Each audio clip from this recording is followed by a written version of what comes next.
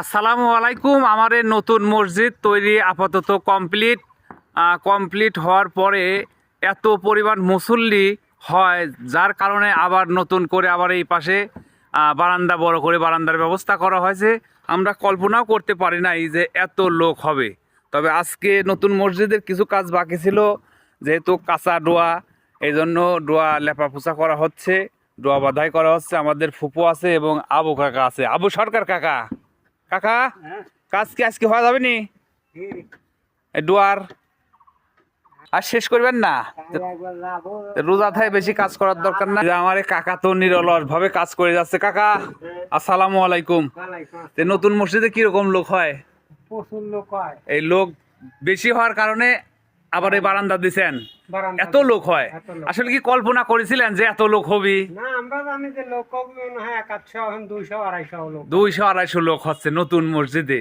আমরা চিন্তা করছিলাম যে 70 থেকে 100 লোকের মতো হবে, কিন্তু মসজিদ দেওয়ার পরে ফজর নামাজ, জোহর, আসর, বিশেষ করে আসর নামাজে প্রচুর লোক হয়, মাগরিব নামাজে প্রচুর লোক হয়, ঈশার নামাজেও প্রচুর লোক হয়।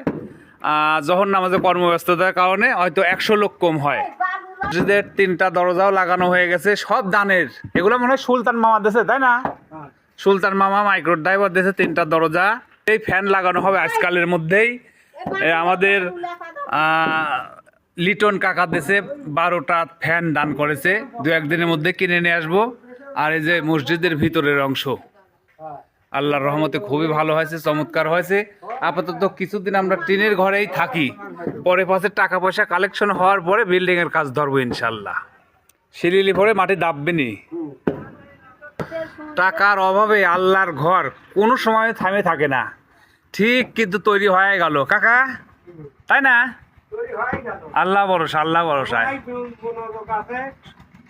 সবারই মনোযোগ আছে ইনশাল্লাহ। কিছুদিন নামাজ পড়তে থাকেন, তারপর ফান্ডে টাকা মাখা জমা হচ্ছে তো হতে থাকুক ইনশাল্লাহ। আমরা যদি আগামী বছর বিল্ডিং এর কাজ ধরতে পারি, একবারে 3 তলা ফাউন্ডেশন দিয়ে ধরবো ইনশাল্লাহ।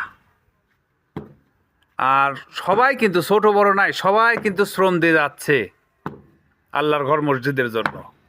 মাশাআল্লাহ, ওযু করার জন্য টাঙ্কির ব্যবস্থা করা আছে, ওযুখানার জন্য ট্যাপের ব্যবস্থা করা আছে, সাবমার্সেল তো গাড়া হয়েছিল। ওই যে বাথরুমটা এখনো বেড়া দেওয়া বাকি আছে, বাথরুম করতে হবে। রমজান মাস জন্য কাজ একটু থামে আছে, তবে এর মধ্যেই করে ফেলাবো ইনশাআল্লাহ। সবাই দোয়া করবেন, ভালো থাকবেন, দোয়া করবেন। আল্লাহ হাফেজ, পাবনার ভাই।